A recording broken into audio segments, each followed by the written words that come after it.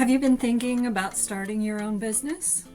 Maybe you have a great idea, a side hustle that's growing, or you're finally ready to leave your job and become your own boss. Before you jump in, there are several important steps you need to take to make sure that your business starts on a solid foundation. Unfortunately, many entrepreneurs skip these steps, and it can lead to costly mistakes and legal problems and unnecessary headaches down the road. In today's video, I'm going to walk you through 6 critical things every business owner should do before opening their doors. Let's get started. Step 1. Choose the right business structure. The first major decision you'll make is selecting your business structure. This decision will affect how much tax you will pay, how you will file your tax returns, your personal liability, and your ability to bring on partners or investors. Let's break down the most common business structures. First and foremost is a sole proprietorship. This is the simplest business structure. If you start doing business without formally creating an entity, you're automatically a sole proprietor. The business and the owner, i.e. you, are considered one and the same for tax purposes. The pros are it's easy to start and there's minimal paperwork. The cons are you have no liability protection, therefore you're personally responsible for business debts and lawsuits. Next, we have a limited liability company. This is one of the most popular structures. It combines liability protection with flexibility.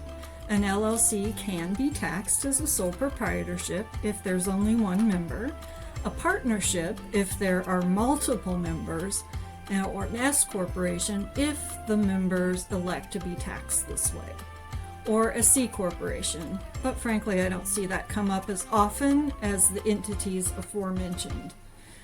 The pros are it's flexible and it offers liability protection, and it's generally easier to manage than a corporation. The cons are you will have state filing fees, and the rules vary from state to state, so you need to check out those before electing to be an LLC. Then we have a partnership. A partnership automatically exists when 2 or more people own a business together. The business files its own tax return, but profits and losses pass through to the owners. The pros are you have shared responsibility and flexible ownership options. The cons are the partners can become personally liable for the taxes due, and there is more complexity with filing your tax returns. Another popular structure is the S corporation. The S corporation begins as either a corporation or an LLC, then elects special tax treatment with the IRS. Profits then pass through to the owners instead of being taxed at the self-employed or corporate levels. The pros are increased liability protection and potential self-employment tax savings. The cons are more administrative requirements, and there are payroll requirements for owner employees. Finally, we have a C corporation. A C corporation is a completely separate legal entity that files its own tax returns and pays its own taxes. The pros are the structure has a strong liability protection, and it makes it easier for owners and founders to raise capital. The cons are there's a great potential for double taxation, and there are more strict compliance requirements. My honest advice, don't choose your entity structure based on something you saw on social media or YouTube. Business structure should be based on your expected income, your industry, your specific liability concerns, your future growth plans, and your tax strategy. A short conversation with a tax professional can save you thousands of dollars later. Step 2. Choose your tax year. Next, you'll need to determine your tax year. This is the accounting period you'll use to track income and expenses. Most businesses choose a calendar year, January 1st through December 31st, because this is the simple option and it works well for most businesses. A fiscal year is any 12-month period ending on the last day of a month other than December. Some industries prefer a fiscal year because it aligns better with their business cycle.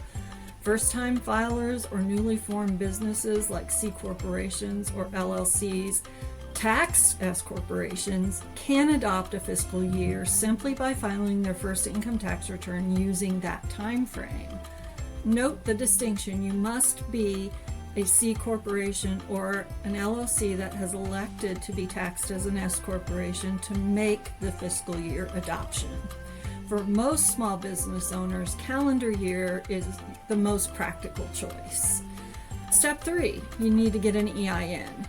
One of the first things after establishing your business is to apply for an employer identification number, commonly called an EIN. Think of it as a social security number for your business. Even if you don't have employees, most businesses should obtain an EIN because you'll use it for things like opening a bank account, filing your tax returns, applying for licenses, working with vendors, as well as processing payroll.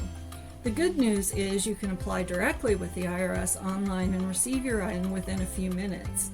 The IRS is not going to charge you to assign an EIN, but if you have a professional such as an attorney or accountant apply for it, they may charge you for their time to do so. Step 4. If you have employees or have elected to be an S corporation, you will need to complete employee paperwork. If you're hiring employees, there are important forms that must be completed immediately, such as the Form I-9. This verifies that an employee is legally authorized to work in the United States, and every employee must complete this form. Form W-4, this form tells you how much income tax the employee wants to have withheld. An inaccurate W-4 can create tax issues for both the employee and you as the employer. Make sure these forms are completed before the employee begins work. There are also state and local tax forms that you need to check out. One of the biggest surprises new business owners face is taxes. Many people assume tax only happens once a year, and that is just not true. Depending on the business structure, you may need to pay federal income tax, state income tax, self-employment tax, payroll taxes, sales taxes, or even excise taxes. Some of these taxes are monthly depending on your payroll cycles and sales cycles. Plus, you may need to make quarterly estimated taxes throughout the year on income from your business. The form of business you choose will determine which taxes apply, how they're reported, when they're due. Failing to understand these obligations early can lead to penalties and interest charges. So make sure you're having planning sessions regularly with your tax professional, as it's my experience that it's better to be proactive than to be caught off guard. Step number 6, you must check your state requirements. Many new business owners focus only on the federal requirements and completely forget about their state obligations.